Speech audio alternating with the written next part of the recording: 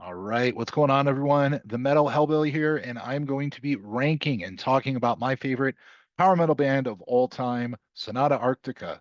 They were formed in 1999 by Tony Kakko in Finland, and this band has gone through its changes over the years, but they've still held a special place in my heart.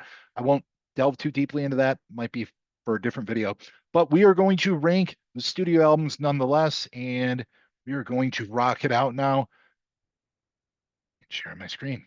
So we're going to be starting with their debut in 1999. It was Ecliptica. Ecliptica was their first studio album, and they got it out rather quickly. It does have pretty good reviews on the archives, and it is something that I absolutely do enjoy, but it's certainly not my favorite. It's a little bit more speedy, it's a little bit more power metal-y, if you will. And if you are a fan of 2000s power metal or late 90s, that's pretty quick, you're probably going to like this. Tony Kakko still has a range back then, hits those high notes. Everything is pretty just straight to the point, punishing for power metal. They still got their awesome signature melodies, which will actually start to form a little bit more later on in their career. But it's a good album nonetheless, and I'm absolutely comfortable putting it at A tier. And this could change because I'm doing it on the fly here. Then 2 years later, in 2001, they released their second full length album. It was entitled Silence. And I actually really do enjoy this album. I want to say that it was a nice little, I guess, growth from the first album, but to me, it just doesn't really have as many catchy songs. Still really good nonetheless. I mean, I'm not going to say that it's not a good album at all. In fact, I'm one of those rare individuals that find something to love in every single one of their studio albums. But I would say that this, though it is a good album, I don't think I could put it quite as high as their debut. And I'm going to go ahead and put that just right alongside of it in A tier right now. And we'll see if that changes as I go along. 2 years go by and they release an incredible album that just captivated me. This is where I started with Sonata Arctica. It was 2005, late 2005, early 2006, and I was living alone in Chillicothe, Ohio, and I had a Tower Records really close to my apartment. I was going to school out there for audio engineering. Surprise, surprise. And I ended up blind buying this album at that Sam Goody. I think I said Sam. It was a Sam Goody. And I brought it home and I put it in at first. I was like, what the hell is this? Then it really just captivated me. I believe it was the second track here on this album, Graven Image, that just literally gave me goosebumps and it completely changed me for the rest of my life. So with that being said, you could probably already figure where this is going. It's going to C tier. I'm kidding. This is all the way tip top at the top of S tier. This is just, to me, a masterpiece through and through. I don't think it gets much better than this. But just one short year later, they decided to get back at it and they released another banger called Reckoning Night. And this isn't quite as power metal-y as the last one. You can kind of get glimpses of where they're going to go later on in their career here, but it's still a hell of an album nonetheless. From the opening track, Misplaced, to Ain't Your Fairy Tale, to one of my favorite ballads, My Celine, this is just an amazing album. There is not a dud on this. And the cover art is my favorite of all time. So therefore, I am going to put this right alongside my favorite in S tier, just not quite as high as Winter Hearts Guild, but an awesome album nonetheless. Then it would be 3 whole years before the band put out another studio album. You could tell that they decided to take their time with this. And I don't know if there were disputes in terms of styling that they wanted to, play around with, but things did change quite a bit here on Unia. And I know that it wasn't very well received by diehard fans of the first four albums.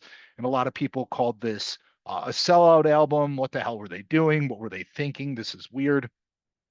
And at first, I kind of felt the same as well. I remember hearing it and being like, what the hell am I even listening to? A lot more progressive elements, a lot slower, a little bit more, well, quite a bit more experimentation. But after listening to this and after returning to it, it's really, really grown on me. So much so that you'd be surprised that I'm going to put this ahead of Silence and it's going to remain in the A tier there. It might actually go up, but if you are not a fan of this album, you like their earlier material, I do encourage you to go back to it, revisit it, listen to it with an open mind. There are some amazing tracks on here that I would encourage everyone to check out. I'm trying to pull up the track listing here so I remember what they are. But it's got a pretty poor score here on the archives. It's rated at 65%, and that's 25 votes. So yeah, that's shite. People did not like it. But it looks like it's not going to let me pull this up. This website has been a piece of shit for a period of time here, and it just doesn't want to work. Doesn't matter. I try to yell at it. Hey, come on, you son of a bitch. Didn't work. Didn't work. That's all right. We'll come back to it. We'll come back to it. Then 2 years later, this album, I was so mad when The Days of Grace came out. I was like, what the hell is this? This is garbage. This is a hot pile of steamy garbage. In fact, I remember I pre-ordered it and it came to me on release day. I got it through Amazon. And I just remember thinking to myself, I waited all this time and I was super excited for this. This is absolute shit. However, now it's one of my favorite albums by the band. In fact, it's going to be incredibly contrarian here, but I am going to actually put this in S tier. I know, boo! Are you kidding me? That's a piece of shit.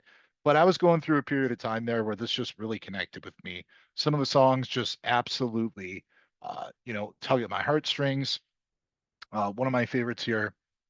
Now let's see if I can get it to work this time. Hey, look, that worked! Yay! Juliet Rules. Just so good. Oh, gosh, no dream can heal a broken heart. The last meaning, Amazing Grace, just Flag in the Ground. It kind of goes back to the power metal roots there. That was the one song that I did like when it released. I was like, hey, yeah, this sounds like Sonata Arctica that I know and love. And then the rest of the album, I'm like, what the fuck am I even listening to?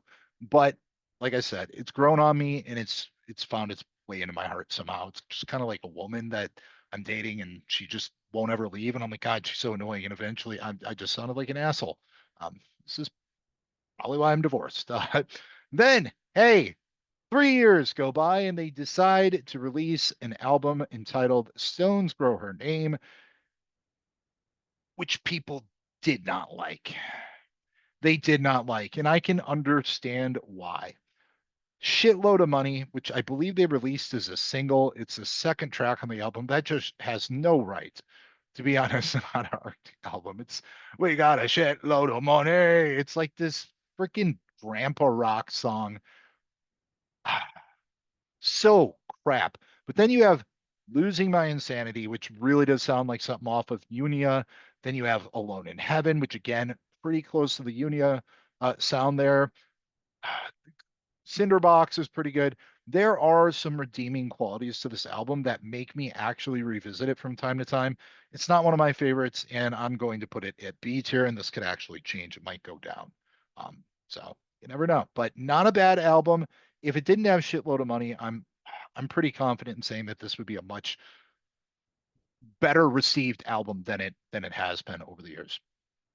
So fast forward 2 years, and they go, hey, and they come back with their original um label. Wait, what's it called? Their original, the way that their font is on there. I can't even think of words right now.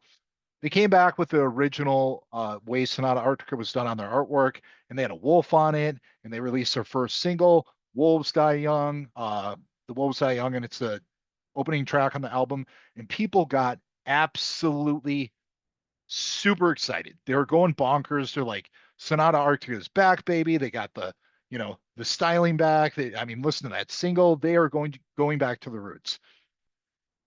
It was a power play. Um, Only about half of the songs really do have that old power metal Sonata Arctica vibe, but I am not actually mad at it because I really do love the songs on this album, like Larger Than Life, which closes out the album. I like Cloud Factory, which sounds stupid, but it's really good. The Wolves Die Young, easily the best song on this album. But overall, it is a good album. I think Sonata Arctica fans are very much toxic in nature, where they just really want them to do exactly what they want as an individual fan. But Tony has said it time and time again that he just wants to write music that he loves. And whether or not people listen to it, that's up to them. He just loves to write what moves him. And I respect that. And for that, I'm going to put this all the way at the top of B tier. It could be higher, but overall, it's a good album. I definitely do revisit it from time to time, and I would recommend it to anyone who likes their earlier stuff. So a couple years go by, two in fact, and then they released an album called The Ninth Hour. And this one was not very well received either because, well, what they were doing on Pariah's Child is all but a distant memory. It's it's no longer what they do. And again, they have some really good songs on here. Fairy Tale is a great song. Um, White Pearl Black Oceans Part 2, great song. It's an epic, a little bit over 10 minutes long, closer to an animal, which kicks it off. And then Life. I really do like Life. Again, this is filled with hooky melodies and catchy choruses, where if you do listen to it a couple times, it will get stuck in your head. It may not be exactly what you're expecting out of Sonata Arctica, but at this point in their career, they have nothing left to prove. And I think that it is overall a solid album. And for that, I'm going to put it ahead of Stone's Grow Her Name, and I do revisit this from time to time. And here we go, folks. Are you ready for it? You are all ready for when they dropped a bomb in 2019. They took a long time between albums, 3 years here, and they dropped Talvio. Talvio. What is this? I did not like it when it first released. I do like it somewhat now. The mix on it is absolutely atrocious. You would think at this far into their career, being on Nuclear Blast Records, that they would actually have some good production. This is the worst production. It's muddy. It's very unclear at points. You can't pick apart all the instruments. They just kind of muck up the mix. They're not separated very well. It's just kind of a wall of sound, which does not bode well for what's supposed to be power metal, but is clearly some sort of rock element infused, slower dad rock, symphonic, somewhat power metal. But there are some redeeming qualities here. This is one that I do listen to. I had to listen to this a lot of times for it to actually really click with me, but it still does not click like any of the other albums. And I have no problem putting this down all the way at the bottom of their discography in C. And again, why do I have SABC? Because, sad animals bite chicken breasts. No, because I don't think they have a bad album at all. That's just me. Favorite band of all time. Come on now. Y'all have y'all have bands like that. So, well, they were done. That's it. We're not going to hear from Sonata Arctica. It's been 5 years. And then Tony even said, we're going back to our roots. And he made it very clear that this new album that they're working on is going to be very similar to their earlier material. And yes and no. Some of the songs, like if you listen to Dark Empath, you're like, nothing like that was on the first 3 or 4 releases. I could see that fitting into Unia, but it's not going to be on those first few, right? It's just not there. In California, I thought California was stupid based on the lyrics because, like, in the chorus, he's like, California falls into the sea. And I'm like, why are you singing about California? And I can't remember, but I did look it up and it actually has some sort of alternate meaning, which makes a lot of sense. I think it has to do with like world ending and stuff like that. I'm like, okay, all right, cool. He's not actually talking literally about California falling into the sea. Leave me alone. I'm autistic. I don't know. Everything is literal to me. Well, that being said, it has grown on me. It's still not a great album, but I'm going to go ahead and put that right behind Pariah's Child there in B tier. So overall, those are my rankings of the Sonata Arctica discography. I would love to know what your favorite Sonata Arctica albums are. Comment below if you do have a ranking of your own. If you've never listened to this band, give them a listen. Let me know what you think. Make sure that you subscribe to the channel. I do videos like this occasionally because I'm a lazy turd, essentially, and got a lot of stuff to do. But anywho, sub to the channel, send it to your friends, your family's family, your family's dog, and your grandma's mailman because he needs some metal in his life. But until next time, peace out and enjoy metal.